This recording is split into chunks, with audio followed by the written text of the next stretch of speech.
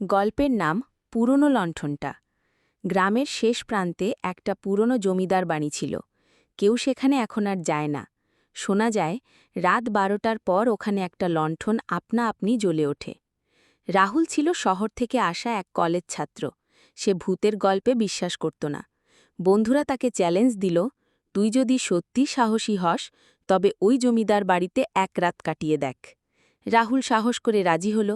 রাতে একটা টর্চ নিয়ে সে বাড়ির ভেতর ঢুকে পড়ল। দরজাটা খোলা মাত্র এক ধরনের ঠান্ডা বাতাস গায়ে এসে লাগল।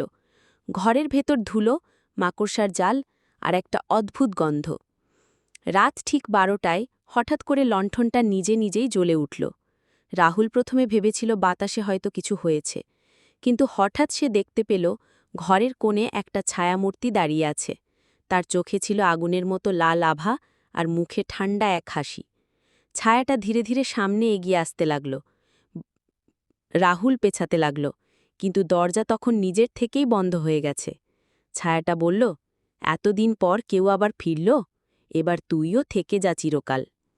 পরদিন সকালে গ্রামের লোকেরা জমিদার বাড়ির সামনে রাহুলের টর্চটা পড়ে থাকতে দেখল, কিন্তু রাহুলের কোনো খোঁজ পাওয়া গেল না। কেউ আর কখনো তাকে দেখেনি। তবে এখন যারা রাত 12টার পরে সেই বাড়ির পাশে যায়, তারা এক যুবককে দেখতে পায় যার হাতে একটা লণ্ঠন আর চোখে লাল আভা।